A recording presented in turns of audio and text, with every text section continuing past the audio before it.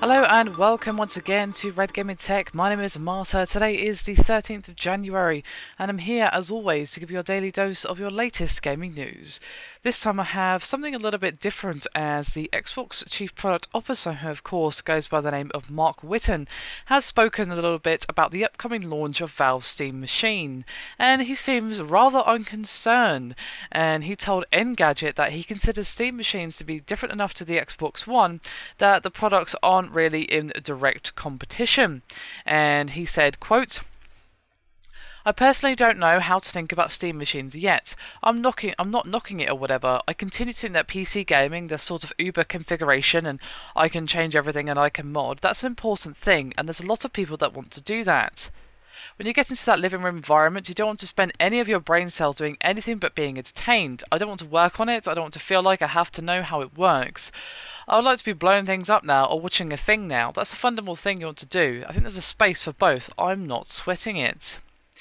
Now, he was actually asked about the little joke that Gabe made last week that the Xbox One would take a while to catch up to Steam because, well, Steam has 65 million users, and he laughed and said, quote, "The last thing I'll ever do in my entire life is to get into a flame war with Gabe Newell. There's no win in that, and to be honest, I think he's probably wise to make that particular decision." But on the subject of what Whitten actually addressed, to be honest, I think he does have a very valid point. The Steam Machine, while it looks like a console with its neat tiny little box or whatever, is definitely not marketed in the same way as a console. It's kind of more of a PC in a ready-made fashion. But in that sort of different looking environment and all that with its own OS, blah blah blah. But the people who would be interested in a Steam machine, getting that high-end power and having to know a little bit about specifications of graphics cards and CPU and memory, blah blah, that's a little bit different from the people who, when they buy a console, they literally just want to plug it into the back of their TV and literally just turn on the console and go. You know, that's the strength of a console. One of the strengths, obviously, but that's the main strength versus PCs. So you can just plug and play and go. You don't need loads of technical knowledge or anything like that to get the machine. It's ready made for you, and it will last you a long time.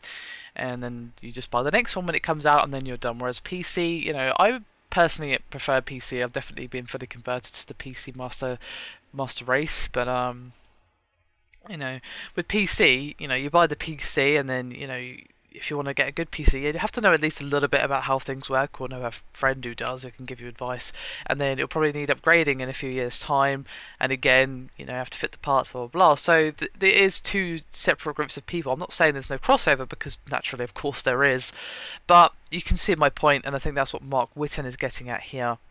Whether or not it would be a competitor to the Xbox One, well, I don't know. I think they probably could quite comfortably coexist, to be honest, because, well, not everyone has the kind of knowledge necessary. Now, Steam Machine is a little more easy to access than a standard PC, but I still think there might be a bit of a wall there for people who don't feel that technically knowledged. Anyway, that is me done for this video. I'd be curious to hear your thoughts, though, as to what you think the future is for the Steam Machine, and whether or not it's going to give Sony or Microsoft a run for their money. Anyway, as I said, that is me done. Thank you very much for watching, and I'll see you next time.